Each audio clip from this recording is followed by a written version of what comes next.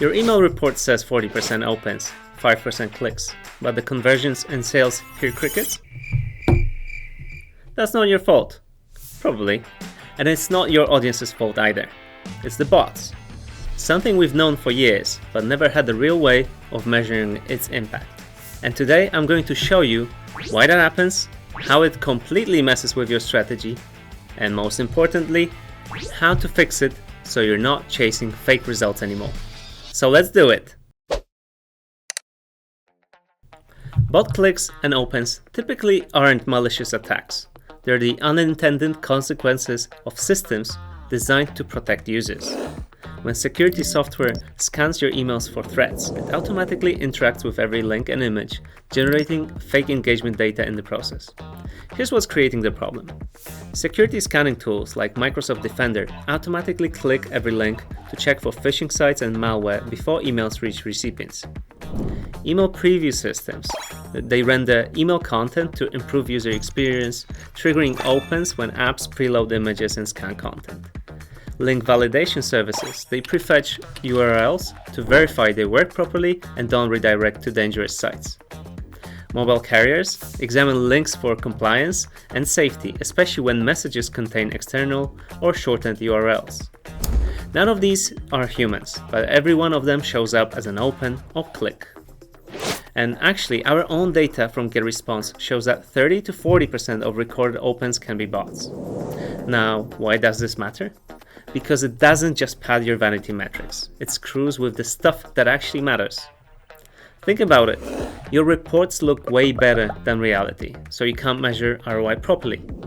Your A/B tests might crown the wrong subject line winner because bots clicked it more aggressively.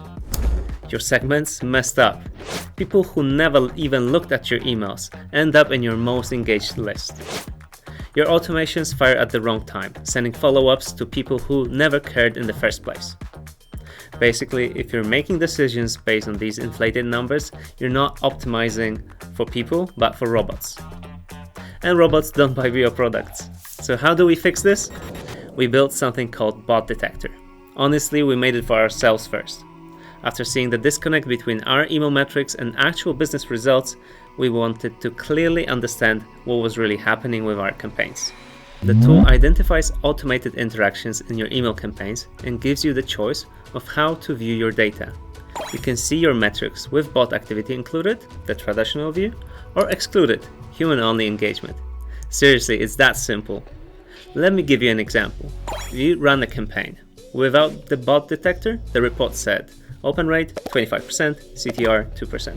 Not bad. Then we turned on bot detector.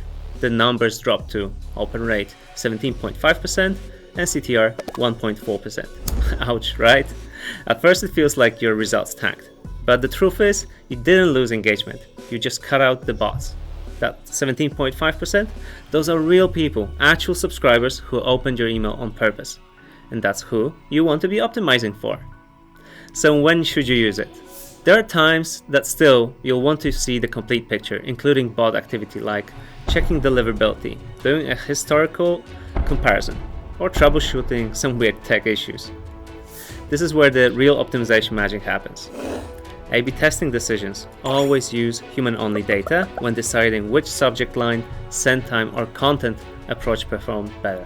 Content strategy, when analyzing which types of content get the best engagement, human-only data shows you what your subscribers actually find valuable.